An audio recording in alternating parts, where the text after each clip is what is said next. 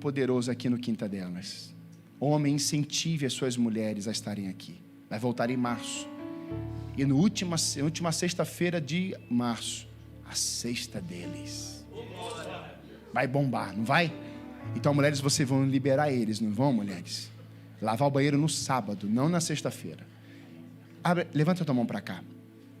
Pai, obrigado, porque ela é esposa, sim, de pastor, mas o seu nome é Débora. Ela é juíza de Deus. Ela é amada do Pai. Ela é filha escolhida do Senhor. E eu quero te agradecer pela esposa que o Senhor me deu. Quero te agradecer, Senhor Deus, pela alegria que ela te serve, porque isso revela dentro da sua casa. E o que ela prega aqui, Pai, ela é. E eu te louvo, Senhor Deus, pela vida da tua filha, por estarmos juntos e podermos estar à frente desse rebanho juntos. E, ó Deus, ela não está atrás e nem à minha frente, mas ela está sempre ao meu lado. Obrigado, Pai. Eu creio que será uma manhã poderosa. Coloque um fogo, Pai, poderoso em seus lábios nessa manhã. Nós a abençoamos em nome de Jesus. Diga amém. Amém.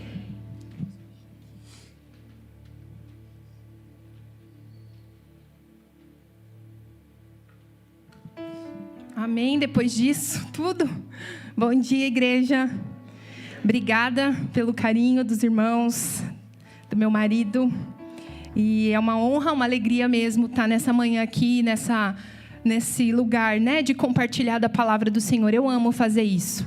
Eu amo mesmo. Eu creio que o Senhor me chamou para falar, para declarar a palavra viva e poderosa dele. Então eu faço isso com muito temor no meu coração, mas com muita alegria. Então, nessa manhã, como já foi dito aqui, nós vamos falar um pouco sobre isso, que a palavra de Deus nos fala sobre a alegria na Bíblia, essa alegria verdadeira. Eu estive, algum tempo atrás, meditando sobre isso, mas vendo o oposto, o quanto a tristeza ela faz parte dos nossos dias, o quanto um estilo de vida triste, amargurado, faz parte do nosso convívio muitas vezes. Isso até inclusive dentro da igreja.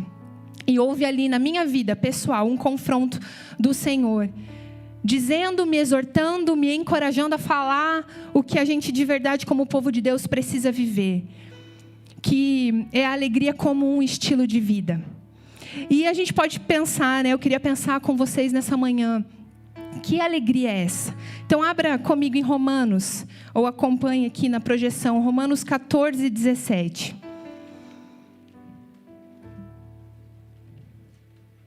Romanos capítulo 14, versículo 17. Vai dizer algo simples e poderoso. Amém? Vai dizer o seguinte: pois o reino de Deus não é comida nem bebida, mas justiça, paz e alegria no Espírito Santo. Vamos falar isso juntos? Vamos ler esse versículo todos juntos? Pois o reino de Deus não é comida nem bebida, mas justiça, paz e alegria no Espírito Santo. Então, muitas vezes a gente fala sobre justiça, a gente entende bem isso, que o povo de Deus, ele vive na justiça, ele é correto, ele é um povo que procura viver em santidade nesse sentido. Nós também entendemos, né, que é paz, uma paz que excede todo o entendimento, que o Espírito Santo é paz, né? Muitos usam a pomba como símbolo da paz, então isso é meio natural para nós. Mas eu tenho a impressão que ao longo dos anos, o povo de Deus negligenciou a alegria.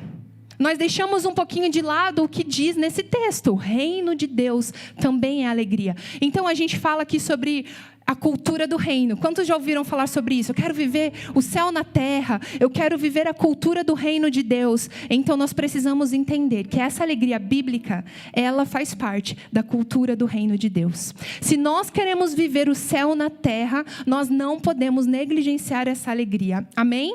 E a gente vai entender um pouquinho que tipo de alegria é essa. Lá em Filipenses 4, versículo 4. Paulo, você não precisa abrir se você não quiser. Mas Paulo vai dizer algo também simples e poderoso.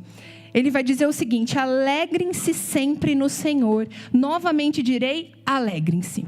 Repare que aqui é um imperativo, aqui é uma ordem. Alegrem-se no Senhor. E eu amo muito esse texto, mas eu amo mais o contexto. Porque talvez você olhe isso e você pense assim: Paulo devia estar na melhor situação da vida dele dizendo isso. Paulo devia estar num resort com a sua família, tirando férias, e aí ele estava muito alegre, e então ele estava dizendo para as pessoas se alegrarem. Porque a gente tem a impressão de que quando está tudo fácil, tudo favorável na nossa vida, é fácil a gente se alegrar. Mas Paulo aqui, ele estava numa prisão terrível, que se você quiser pesquisar como eram as prisões nessa época, as prisões em Roma, não eram como são as nossas, eram bem piores. Paulo estava numa prisão terrível, dizendo a um povo, a uma igreja: alegrem-se no Senhor. Novamente direi, alegrem-se. Então, já no início dessa palavra, eu quero que você entenda comigo que essa alegria verdadeira que vem do Senhor, ela independe das circunstâncias. Ela é uma alegria que eu posso estar preso, eu estou alegre. Eu posso estar solto, eu estou alegre. Não é uma alegria que é o oposto da tristeza. É uma alegria que é sinônimo ou muito próximo ao contentamento. Na continuação desse texto, ele vai falar sobre isso, né? Posso ter tudo, posso não ter nada, posso ter fartura, posso ter escassez, eu posso todas as coisas em Deus, nele, em Cristo, que me fortalece. É o mesmo texto, é a continuidade, ele também está preso escrevendo isso, e ele está falando o seguinte: essa alegria, esse contentamento é um estado de espírito, é um posicionamento, é uma atitude positiva que eu tenho diante das circunstâncias, não é uma alegria que depende do que eu estou vivendo, não é. Então Paulo está nos ensinando algo poderoso, que essa postura é um estilo de vida, é algo que eu carrego, é algo que eu posso estar chorando aos pés do Senhor, mas ela está lá dentro de mim.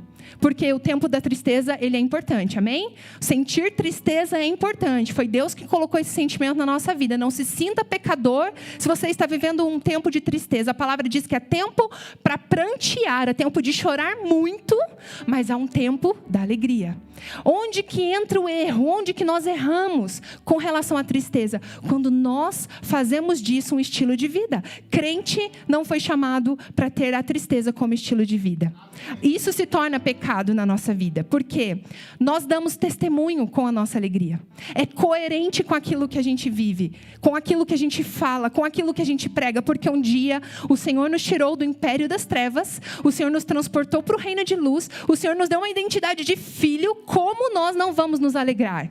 É incoerente. Por isso que a alegria é uma pré-evangelização. Você quer ser evangelista? Seja alegre. Você quer impactar as pessoas, como o pastor João falou aqui? Tenha alegria como estilo de vida. É coerente com aquilo que a gente ouve na palavra, com aquilo que a gente prega. É coerência. Nós precisamos ser um povo coerente. Mas foi talvez implantado na sua mente que Deus é um Deus muito bravo, que Deus é zangado, que Deus nunca se alegra, que Deus não sorri para você. Foi talvez colocado numa religiosidade que te engessou, falando que rir demais, brincar demais é pecado. Eu vivi esse tempo, e como era difícil para nós crentes, por exemplo, participar do ministério de dança. Porque tudo que era além já era visto assim com maus olhos, porque havia um zelo, eu entendo isso. Mas talvez isso tenha te engessado, isso tenha trago algo no teu coração, de que eu me alegrar no Senhor é errado, e é bem o contrário. Nós precisamos entender essa verdade na palavra do Senhor. E a alegria, nesse texto de Paulo, quando Paulo vai escrever isso em Filipenses, diz: no Senhor. Alegrem-se, novamente direi, alegrem-se. Eu estou contente nele. É em um lugar, é em uma pessoa, não é em coisas. Existe uma fonte verdadeira de alegria. É no Senhor que nós alcançamos isso. Não é nos nossos materiais, não é naquilo que nós temos hoje. E quando nós aumentamos a nossa alegria intencionalmente, a nossa fé é aumentada. Por quê? Nós não enxergamos, não está favorável, mas eu decido me alegrar. E com isso a minha fé, ela vai aumentando. Então manifestar alegria também faz com que a minha fé aumente. E crente, você pode pensar assim, crente perde a salvação? Não, nós sabemos disso, amém? Crente não perde a salvação, você é salvo, irmão. Teu nome está escrito no livro da Bíblia, no livro da vida. Mas crente pode perder a alegria da salvação. Crente não perde a salvação, mas ele pode perder a alegria da salvação. Aquilo que um dia te empolgava, aquilo que um dia trazia muita empolgação no teu coração, vai se perdendo. Vai se perdendo.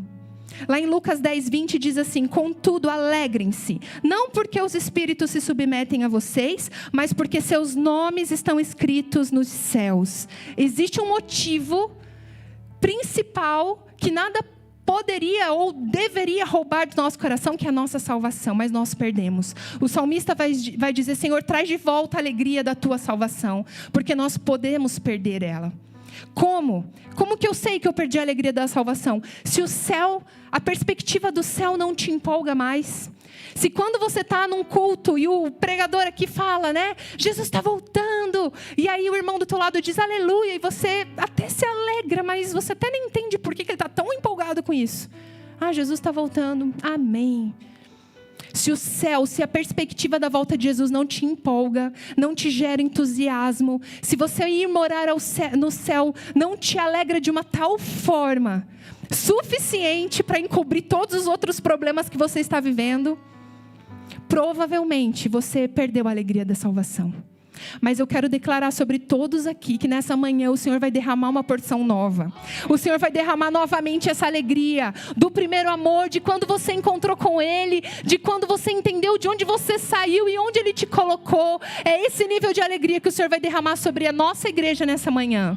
Nada mais vai roubar essa alegria, nada mais, nenhum problema vai chegar perto dessa perspectiva que nós vamos ter, de que estamos no céu com o Senhor, de que já habitamos nesse lugar, de que a realidade do céu é verdadeira para nós hoje e que Jesus está voltando. Isso precisa nos empolgar.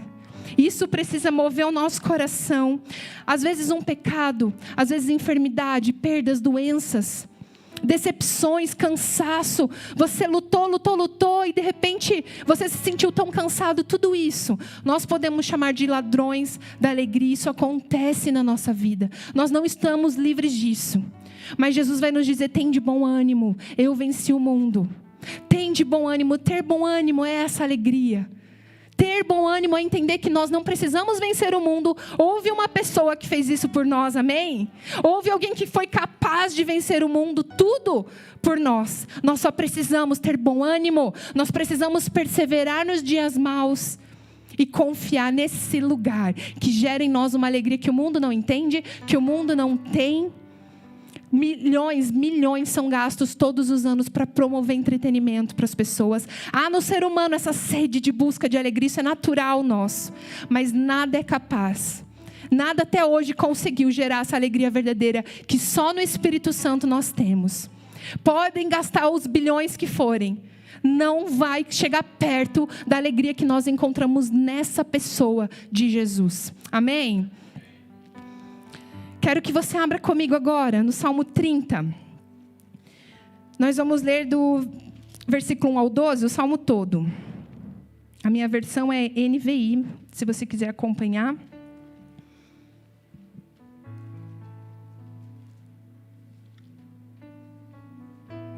Amém? Acharam? Amém? Vamos lá. Diz assim: eu te exaltarei, Senhor, pois tu me reergueste, e não deixaste que os meus inimigos se divertissem à minha custa. Senhor, meu Deus, a ti clamei por socorro e tu me curaste. Senhor, tiraste-me da sepultura, prestes a descer a cova, devolveste-me a vida. Cantem louvores ao Senhor vocês, os seus fiéis. Louvem o seu nome, pois a sua ira só dura um instante, mas o seu favor dura a vida toda. O choro pode persistir uma noite, mas de manhã irrompe a alegria. Quando eu me senti seguro, disse: jamais serei abalado. Senhor, com o teu favor, deste-me firmeza e estabilidade. Mas quando escondeste a tua face, fiquei aterrorizado. A ti, Senhor, clamei, ao Senhor pedi misericórdia. Se eu morrer, se eu descer a cova, que vantagem haverá? Acaso o pó te louvará, proclamará a tua fidelidade? Ouve, Senhor, e tem misericórdia de mim. Senhor, sê tu o meu auxílio. Mudaste o meu pranto em dança, a minha veste de lamento em veste de alegria, para que o meu coração cante louvores a ti e não se cale. Senhor, meu Deus, eu te darei graças para sempre. Amém? Acho que esse talvez seja o texto mais conhecido de alegria, né? Da palavra de Deus. Você pensa em alegria, mudaste minha veste de pranto em veste de louvor, em veste de alegria. Mas é interessante a gente entender o que o salmista estava vivendo aqui. Muitos estudiosos, teólogos da palavra do Senhor vão dizer que o contexto aqui do Salmo 30 é quando Davi está vivendo algo narrado, relatado lá em Crônicas. Lá em 1 Crônicas 21, depois você pode ler. Davi, ele vinha de uma série de vitórias. Davi é um homem de guerra, é um homem da batalha, e ele vinha então ganhando todas. Davi vinha dessa série de vitórias e ele estava com o seu coração confiante. Ele estava posicionado nele, na força do braço dele. Já viveu algo parecido? Você ganha. Parece que você é inabalável. Porque eu venho de uma série de vitórias. As coisas estão dando certo na minha vida. E Davi estava nesse momento. E então, com esse coração orgulhoso, com esse coração altivo, Davi decide algo. Ele decide fazer uma contagem para saber quantos homens de guerra ele tinha disponível no seu exército ali de Israel. Então ele vai e pede para os homens contarem, para ele ter uma noção, porque o coração dele estava ali, querendo saber os números, querendo ter noção de quantos homens, aquilo ia dar mais ainda orgulho para ele. Tentam convencer Davi que essa não é uma boa ideia. Por quê? Não pela contagem em si, mas Deus não tinha pedido isso. E eles sabiam que só podiam se mover em todas as decisões se Deus falasse com eles. Se Deus dissesse, Davi, conta quantos homens temos. Davi poderia fazer, mas Deus não tinha pedido. Davi foi alertado para não fazer isso, não ouviu os conselhos e decidiu fazer essa contagem. E a contagem ela foi bem assustadora, porque mostrou 1.100.000 homens em Israel, 470.000 em Judá, sem incluir as tribos de Levi e Benjamim. No total, 2 milhões de homens prontos para a batalha. Davi ficou mais ainda envaidecido. E essa atitude dele teve uma consequência também narrada em Crônicas 21:14, que vai dizer: então o Senhor enviou uma praga sobre Israel e 70.000 homens de Israel morreram. Não agradou o coração de Deus o orgulho de Davi. Não agradou o coração de Deus essa ideia de contar e de saber, olha, 2 milhões de homens eu tenho disponíveis no meu exército. Claro que vamos ganhar. Mas Deus não tinha pedido isso para ele. Deus queria que a confiança dele estivesse somente em Deus. Se o Senhor mandar, faça. Se o Senhor não mandar, não faça. Mas ele viveu esse momento. Então nasce o Salmo 30. Onde Davi agora está numa posição de alguém que estava derrotado. Numa posição de alguém que estava tentando se reerguer. E ver no Senhor o auxílio. Então o texto nos ensina em primeiro lugar, de Salmo 30, que Deus muda a nossa condição de vida. Vamos ver de novo versículo 1 e 2. Eu te exaltarei, Senhor, pois tu me reergueste e não deixaste que os meus inimigos se divertissem à minha custa. Senhor meu Deus, a ti clamei por socorro e tu me curaste. Deus deu a Davi uma nova condição de vida. Deus deu a Davi uma nova chance. Ele estava ali no poço, ele estava abatido, destruído. Ele disse: Senhor, eu clamei e o Senhor me reergueu. O Senhor me levantou desse lugar de humilhação. O Senhor me levantou desse lugar de morte. E agora eu estou posicionado e me posicionando novamente em Ti. E aqui eu entendo. Ele diz de cura, essa enfermidade, essas pragas que assolaram e mataram 70.000 homens aproximadamente, também deveriam ter atingido a vida de Davi. Ele estava ali no meio, ele estava enfermo e está reconhecendo: agora o Senhor me curou. Sabe, para nós entendermos a alegria verdadeira, nós precisamos entender que não existe alegria sem cura. Não existe alegria sem libertação. Sem nós percorrermos esse lugar em Deus, de sermos totalmente curados dos nossos traumas, das nossas enfermidades na alma. Não existe alegria se nós não buscarmos em Deus esse lugar de libertação, de viver livre. Porque se você pensar em Davi, nas suas histórias, você vê que ele foi um homem que errou. Davi adulterou. Davi foi um assassino. 70.000 homens morreram por causa dele, podemos dizer assim. Mas você não rotula Davi, não é verdade? A Bíblia não rotula. Deus não rotulou Davi. Quando nós pensamos em Davi, nós pensamos num homem segundo o coração de Deus. Nós pensamos num homem curado. Nós pensamos num homem alegre. Um adorador verdadeiro. Alguém encontrado no Senhor. Por quê? Porque Davi foi esse homem que errou, mas não se contentou com esse lugar e perseverou em buscar a cura e a libertação. Então eu posso entender que o passado, as coisas que me aconteceram, se eu viver nesse lugar, eu não vou atingir essa alegria como estilo de vida, eu não vou. E talvez você pense, tudo bem, mas o meu passado foi muito terrível e isso me aprisiona. É mais fácil a gente pensar assim. A gente tenta, a gente se remete muitas vezes a situações difíceis. Fui machucada, fui abusada, né? Eu fui caluniado, falaram coisas ao meu respeito, mas irmãos, muitas vezes quando o nosso passado é incrível, também nos aprisiona. Porque nós somos chamados para viver o tempo presente, amém? Nós não temos controle mais do que aconteceu, a não ser colocar na cruz, nos arrepender, lançar sobre o Senhor e viver. Mas às vezes a gente se aprisiona também num passado bom. Porque quando eu tinha 18 anos. Quando a igreja era de tal forma, era melhor. Quando a gente cantava hinos na igreja. Hoje em dia, essas músicas. Eu já ouvi muito isso. Quando eu estava no início do meu casamento, era melhor. Hoje em dia eu sofro. A gente se leva a um lugar que a nossa mente, tudo bem, pode ter sido bom, mas isso também nos aprisiona. Isso faz com que a gente não viva a alegria do tempo presente. Eu vou contar um breve testemunho simples, irmãos, mas é muito simples, para vocês entenderem como isso pode acontecer. Vou dar só um exemplo. Quando eu era criança, eu nasci numa cidade chamada Assis Chateaubriand. Eu não sei se alguém conhece, eu acho que não. Mas existe, e é no interior do Paraná. E eu fui muito feliz lá. Eu tive uma infância muito incrível. Hoje eu tenho filhas e eu tento, assim, promover um pouquinho do que eu tive, porque os tempos mudaram, né?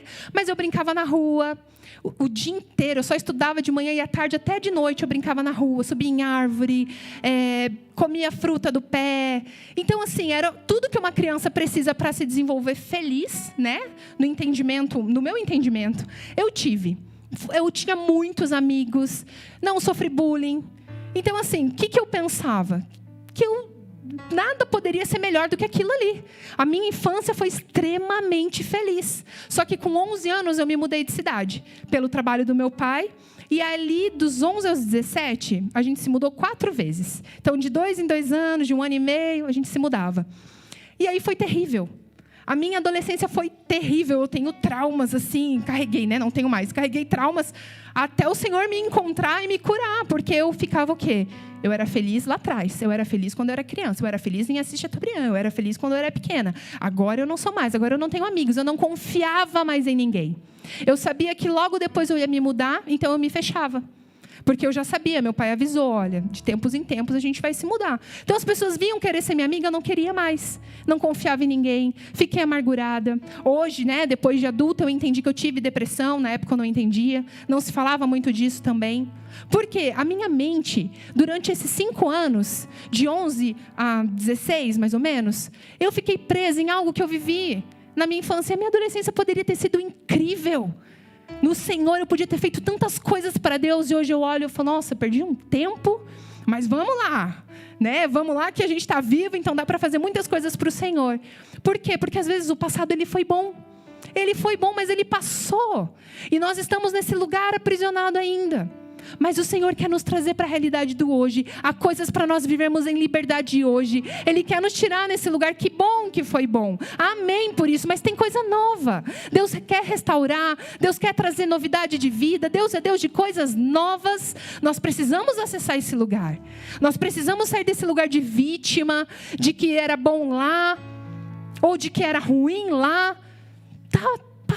Passou. Não temos mais o controle sobre isso.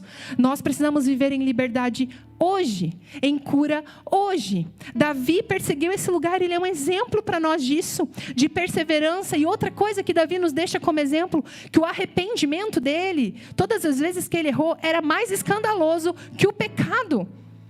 Isso precisa ser verdade na nossa vida. Se nós errarmos, se nós nos acidentarmos, se a gente ferir pessoas, o nosso arrependimento precisa ser escandaloso. Precisa ser mais escandaloso do que o nosso erro. Porque a gente erra, até se conserta e ninguém fica sabendo. Fiz tropeçar os pequeninos na fé e depois, e o conserto? Irmãos, o nosso arrependimento tem que ser escandaloso. Senhor Deus meu, eu te clamei e o Senhor me reergueu. Senhor, eu te busquei e o Senhor tem me levantado, tem me curado. Senhor, eu tenho vivi tantas coisas ruins, errei, pequei, mas rasgo as minhas vestes e clamo ao Senhor. Tem que ser escandaloso. Nós somos um povo que não tem vergonha de se arrepender quando erra. Amém? Não podemos ter, irmãos. O Senhor nos tirou de onde tirou, para nós vivermos aonde estamos posicionados nele agora, para a gente dar bom testemunho, inclusive quando a gente errar, porque nós vamos errar, mas e o conserto? Quem vê? Seja intencional, inclusive nos consertos, seja intencional no seu arrependimento, não vá atropelando estações e passando de uma para outra sem finalizar totalmente aquela. Às vezes a gente não finalizou o nosso passado e carregamos ele até hoje. Deus tem planos de mudar o pranto, Deus tem planos em encerrar a estação na tua vida, mas você também precisa dar esse passo e encerrar. E realmente colocar na cruz, para daí então viver coisas novas. Segundo lugar, Deus traz de volta a esperança de vida. Versículo 3. Senhor, tiraste-me da sepultura, prestes a descer a cova, devolveste-me a vida. Davi estava falando de morte aqui. Ele estava como morto. Ele estava fisicamente e emocionalmente. Ele está dizendo, o Senhor me tirou da morte. O Senhor trouxe a vida de novo para mim. Sabe, aqui eu posso entender e me remeter ao que diz a Bíblia sobre o pecado. O salário do pecado é a morte. Às vezes a gente também esquece um pouco disso. Todas as áreas que houverem pecado na nossa vida, elas vão morrer. Porque é uma verdade, é uma certeza que nós temos. Se há pecado nos nossos relacionamentos, cedo ou tarde eles vão morrer. Se há mentira nas nossas relações, se há fofoca, se há maledicência, cedo ou tarde vai minguar e vai morrer. É a consequência do pecado. É o salário do pecado. Quantas vezes nossa vida financeira não prospera? Simplesmente porque estamos em pecado, estamos negligenciando a verdade. Nossos casamentos, eu ouço de mulheres e há algum tempo isso soava engraçado, hoje eu fico muito triste. Quando, por exemplo, uma coisa também muito simples, mas é aí que começa. Eu fui no shopping, eu comprei uma blusa nova e custou R$50, mas eu falei para o meu marido que custava 30, sabe? Porque Deus me livre se custar 50, é pecado. Hoje começa assim, depois a gente está escondendo coisas maiores, tudo que fica no oculto, Deus não está, tudo que está nas trevas, a gente sabe quem ama trevas, a gente sabe quem governa a escuridão, não é o Senhor, Ele é Deus de luz. Então tudo aquilo que a gente esconde dá jeitinho, tudo aquilo que a gente omite, de pessoas que a gente diz que tem uma aliança, que a gente diz que caminha na verdade, há pecado. E por isso muitas vezes está morrendo, passo a passo. Amizades, começa com uma fofoca, deixa eu te contar uma coisa, mas não conta para ninguém. Dali, a coisa aumenta, amizades se perdem, amizades morrem, relacionamentos que tinham tudo para ser bênção, um na vida do outro, acabam por causa do pecado. O salário do pecado continua sendo a morte. Não mudou. Isso não mudou. E Davi está dizendo, o Senhor me tirou desse lugar. O Senhor me tirou desse lugar de pecado, de morte. O Senhor me tirou e me trouxe a vida, porque Deus é bom, irmãos. Tudo isso que a palavra nos ensina não é para nos trazer peso de condenação. Não há condenação para aqueles que estão em Cristo. Não há, nós somos libertos. É para nos trazer confronto com a verdade. Onde há pecado, há morte, mas o Senhor é Deus de vida e Ele quer nesta manhã mudar a nossa história. Ele quer dizer, se há pecado, se conserta hoje, não deixa para depois, não deixa isso morrer totalmente, não ter mais jeito. Traz a luz, traz para mim que eu resolvo, verbaliza, pede perdão. Nós temos uma aliança em primeiro lugar com o Senhor, mas se nós ferirmos pessoas, é com Ele, com as pessoas. Não adianta eu ir no meu secreto e falar, Senhor, me perdoa, e eu não ir no meu irmão. Porque eu preciso amar a Deus em primeiro lugar e amar o meu próximo. É mandamento de Deus. E amar sem perdão não é amor. Viver essa vida de cura e de libertação para atingir a alegria como estilo de vida é viver uma vida que busca pedir perdão, liberar perdão. Eu não quero, Senhor, carregar esse peso, eu quero ser livre. Eu quero viver uma vida de leveza, de plenitude. Deus traz de volta a esperança de vida. A alegria, ela vem quando o perdão entra. Então nós precisamos fazer concertos em nome de Jesus. Terceiro, Deus nos dá um novo dia. Versículos 4 e 5. Cantem louvores ao Senhor vocês, os seus fiéis. Louvem o seu santo nome, pois a sua ira só dura um instante, mas o seu favor dura a vida toda. O choro pode persistir uma noite, mas de manhã irrompe a alegria. Eu amo esse rompe a alegria. Porque o que eu entendo aqui? Nós não temos controle. Quando Deus diz, chega de chorar, agora a alegria ela vem, ela vai vir. A gente querendo ou não. Você pode, num dia muito triste teu, assim, que você está chorando lá e tal, falar, hoje eu queria assim que ficasse nublado, que chovesse o dia inteiro, o sol não nasça, porque eu quero curtir assim uma tristeza. A gente não tem controle sobre isso. É a mesma forma quando Deus diz, tempo de chorar acabou, agora é tempo de se alegrar, ela irrompe. Você não pode impedir. E é essa alegria que o Senhor quer trazer para as nossas vidas. É uma alegria que nós não temos o controle. Simplesmente hoje eu me contento. Simplesmente hoje eu sou alegre apesar das circunstâncias. Por quê? Porque eu entendi que é no Senhor. Eu entendi que é nele esse lugar. E Davi está dizendo assim, cantem louvores ao Senhor os seus fiéis. Sabe o que é interessante também? Que agora não só ele mudou e não só ele estava louvando ao Senhor, mas ele estava convocando todo o povo. Sabe, quando a gente muda, tudo muda, isso é uma verdade. Quando você muda, tudo muda. Se você estava morto, agora está vivo, é isso que o João falou aqui. Você precisa contar isso para as pessoas. O ambiente que você vive, o trabalho que você está inserido, na sua casa, muda, porque você mudou. A alegria chegou na tua vida. Então, não fica pensando hoje aqui nessa manhã com aquela pessoa que tinha que estar ouvindo isso. Fica pensando que você pode contagiar essa pessoa. Fica pensando que quando você sair daqui, aonde você for, essa alegria vai chegar, porque tudo muda. É o que Davi está falando. Cantem louvores. Vamos. Deus me tirou desse lugar, Deus me colocou nesse lugar, mas Ele pode fazer isso na tua vida e quer fazer isso na tua vida também. Quando você muda, tudo muda. Outra coisa nesses versículos, a ira de Deus dura um instante, mas o favor dele dura a vida toda. Isso é motivo de alegria. Irmãos, porque Deus é irado, sim. Deus se ira, sim. Só que enquanto ele está irado, ele está sendo muito amoroso. Ele está sendo muito bondoso. Mas mesmo irado, diz que é só um pouquinho. Tipo, é aquele momentinho de ira que precisa, sabe? Que Deus precisa ser irado ali e te corrigir, te colocar no trilho de novo. Mas o favor, a bondade, toda essa misericórdia, essa graça dura a vida toda. O que é o momento da ira? E às vezes a gente abandona Deus, a gente fica chateado com Deus porque Ele está irado com a gente, porque Ele está corrigindo, ou porque Ele está em silêncio. Não, irmãos, dura só um pouquinho. O favor dura a vida toda, é muito maior. Você que é pai e mãe sabe, a gente tem que corrigir os filhos. Mas eu não estou deixando de amar quando eu corrijo. Eu não estou deixando de ser amorosa e bondosa com os meus filhos porque eu tive que pôr de castigo, eu corrigi, ficar braba e irada com eles. Não. E quantas são as vezes que eu sou calma, que eu sou bondosa, que eu sou mansa? Isso é muito mais. Se for falar quantas vezes você apanhou, assim, quantas vezes você passou no shopping, há várias.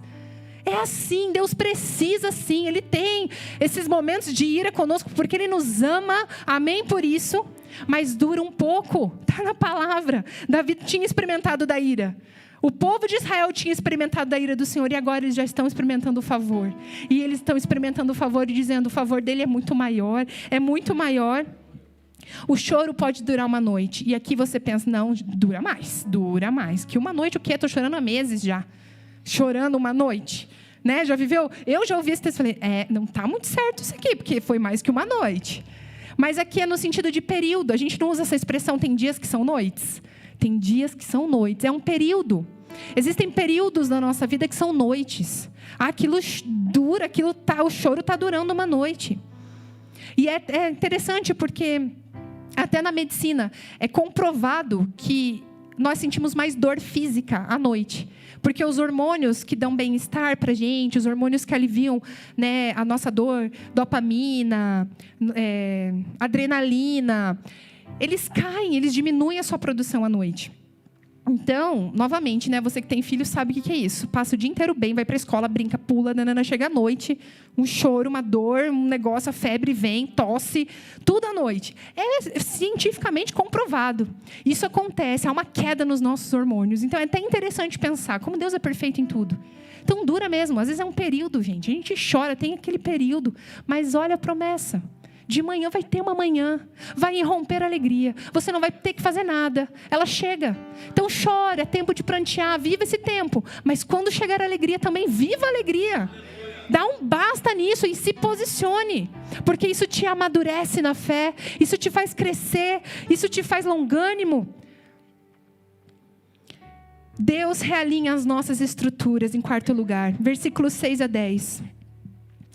Quando me senti seguro, disse, jamais serei abalado. Senhor, com o teu favor deste-me firmeza e estabilidade. Mas quando escondeste a tua face, eu fiquei aterrorizado. A ti, Senhor, clamei. Ao Senhor pedi misericórdia. Se eu morrer, se eu descer a cova, que vantagem haverá?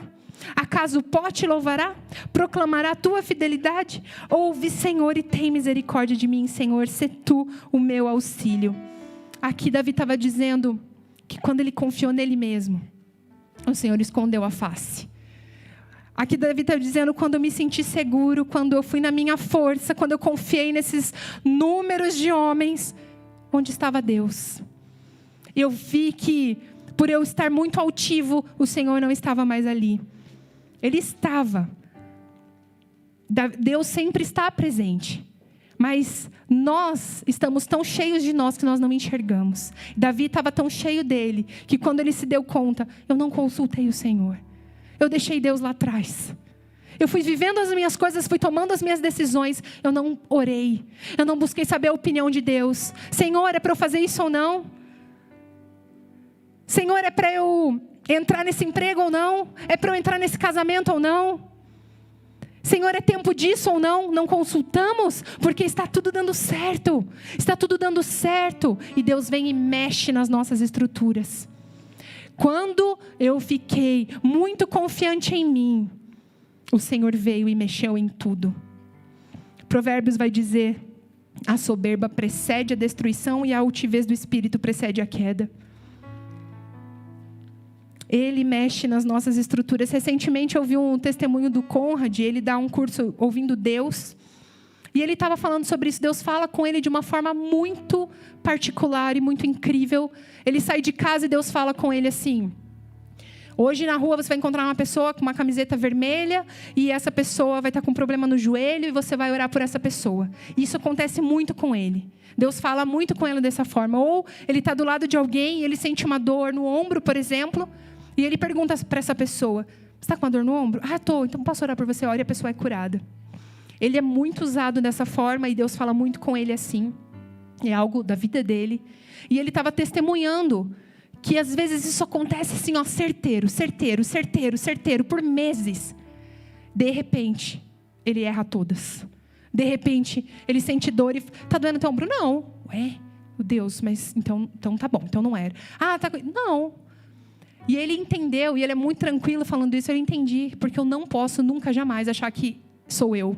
Eu não posso nunca achar que eu faço, que o poder está em mim. Então Deus, às vezes, ele faz isso, ele mexe naquilo que está dando muito certo. Ah, eu fluo nesse dom mesmo. Ah, cantar, eu sei cantar, não preciso nem ensaiar, não. Ah, é fácil para eu pregar. Não vou orar, jejuar, me preparar, me consagrar. Está tudo aqui, ó. Ah, não, eu falar de Jesus e ir lá na praça evangelizar? Não, beleza, eu sei fazer, eu vou lá e falo. Ah, é para eu ser bênção no meu trabalho? Ah, tá, tudo bem, é bem tranquilo. Às vezes Deus precisa falar, não é tranquilo não. Ei, se santifica, se prepara, se consagra, se conserta, amadurece, cresça, peça perdão, volte para mim de todo o coração. Por quê? Se nós confiamos em nós. Maldito o homem que confia no homem. Ai de nós, se formos lançados na nossa própria sorte. A gente tem que ter medo da gente. A gente tem que ter medo da nossa carne. A gente tem que ter medo do que a gente é longe do Senhor. Ah, quando eu estava muito seguro, fiz 70 mil homens morrerem por causa de mim. Porque as consequências vêm para a nossa vida, mas o mais triste é que ela vem para a vida dos outros. Pessoas que estão ao nosso redor, família, filhos, amigos. Isso é triste. A gente tem que ter esse temor. Quando eu estava muito confiante, o Senhor mudou tudo. Ainda bem. Glória a Deus. Que muda, que me tira da minha zona de conforto, que me realinha no propósito, porque Ele está me salvando fazendo isso. Deus está salvando a gente da gente mesmo, quando Ele nos corrige, quando Ele mexe nas nossas estruturas. Amém? Há esse entendimento. Em nome de Jesus. Maldito o homem que confia no homem. Nós temos que ter essa certeza. Nós precisamos estar com a nossa confiança no Senhor. Em quinto lugar, Deus muda o nosso choro em riso. É assim que termina esse texto. Deus muda, é Ele quem muda. Mudaste o meu pranto em dança, a minha veste de lamento em veste de alegria, para que o meu coração cante louvores a Ti e não se cale. Senhor meu Deus, a Ti darei graças para sempre. Aqui Davi está dizendo, o Senhor mudou existe um propósito. Se você quer nessa manhã ser alegre para você mesmo, eu acho difícil você atingir esse lugar. Porque tudo que o Senhor faz tem um propósito maior. Tudo que o Senhor faz tem um propósito. Ele diz, né? O Senhor te ungiu para libertar os cativos, pregar as boas novas, curar os enfermos. Não é sobre a gente. Passa por nós. Passa por nós. A alegria passa por nós, mas é para. Davi vai dizer, Senhor, mudou meu pranto em alegria para que eu cante louvores a Ti e não me cale. Davi estava comprometido agora com o Senhor. Eu estou alegre sim, para um propósito. Eu vou continuamente agora cantar louvores ao Senhor e não me calar mais. Eu vou continuamente agora dar glórias, graças ao Senhor e não me calar mais. Há um propósito que Davi quer usar a sua voz para a honra e glória do nome do Senhor. A nossa alegria dá glória ao Senhor. A nossa alegria contagia o ambiente que nós estamos. A alegria no Senhor, ela mostra para as pessoas onde nós estamos firmados. Porque o que nos diferencia? Nós somos salvos. O que nos diferencia dos não salvos? O que nos diferencia daquele que não conhece o Senhor? Não é a nossa aparência de crente, não é. É onde nós estamos firmados. Jesus vai ensinar isso quando fala sobre a casa construída na areia e a casa construída na rocha. A aparência da casa era a mesma, mas uma estava firmada na rocha e podia vir a adversidade que fosse, o vento contrário que fosse, a casa continuaria firmada na rocha. Mas aquela que estava firmada na areia, basta um vento contrário e ela desmorona. Nós somos os que estão firmados na rocha. Nós somos aqueles que enfrentam as adversidades, mas não perdem a alegria. A alegria continua na nossa vida enraizada como uma verdade, porque ela vem do Espírito Santo de Deus. Então, se estamos nesse lugar de firmeza, não nos abalamos. Choramos alegres. Só o povo de Deus consegue fazer isso. Estou sofrendo, estou chorando, mas eu estou adorando ao Senhor com a minha alegria de saber que tem tempo para acabar, que de manhã o Senhor vem e rompe com a alegria e eu não vou ter nem controle sobre isso. Isso é tão poderoso, isso traz esperança para nós, isso traz esperança para as nossas vidas. Para nós encerrarmos, eu queria que você abrisse no Salmo 131, onde a gente vai ler o arrependimento de Davi. A gente vai ver essa estrutura totalmente transformada e mudada por Deus na vida dele. Salmo 131, Davi vai dizer depois de tudo isso: Senhor, o meu coração não é orgulhoso. Mas no início a gente viu que era, né? Olha o que ele está dizendo agora. Não está pensando em contagem, não está pensando em quantos homens no exército ele tem disponível, não está pensando que ele é um homem de batalha, que ele está confiando nele mesmo. Ele está dizendo: Senhor, o meu coração não é orgulhoso e os meus olhos não são arrogantes. Não me envolvo com coisas grandiosas nem maravilhosas demais para mim. De fato, acalmei e tranquilizei a minha alma. Aqui mais.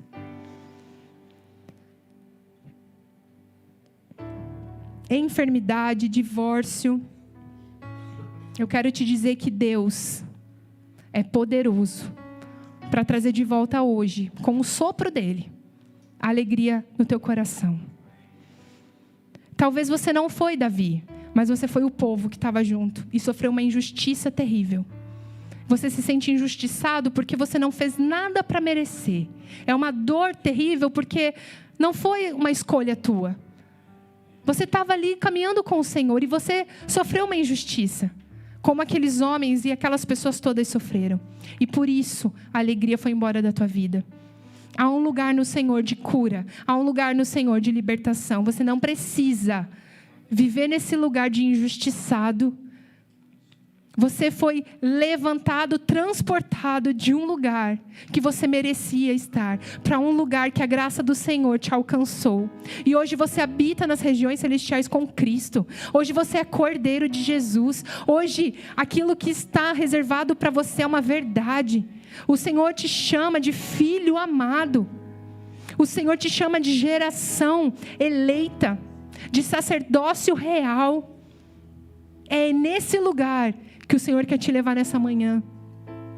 Não mais injustiçado, não mais uma dor do que fizeram, não mais a perda da alegria por causa de circunstâncias ou pessoas, mas agora uma alegria como estilo de vida. Eu vou ser contente, eu vou cantar louvores ao Senhor e eu vou contagiar a todos ao meu redor. Queria te convidar a ficar em pé, e se você quer fazer essa oração junto comigo, se você quer que a porção da alegria seja renovada na tua vida nessa manhã, queria te convidar a vir no altar do Senhor.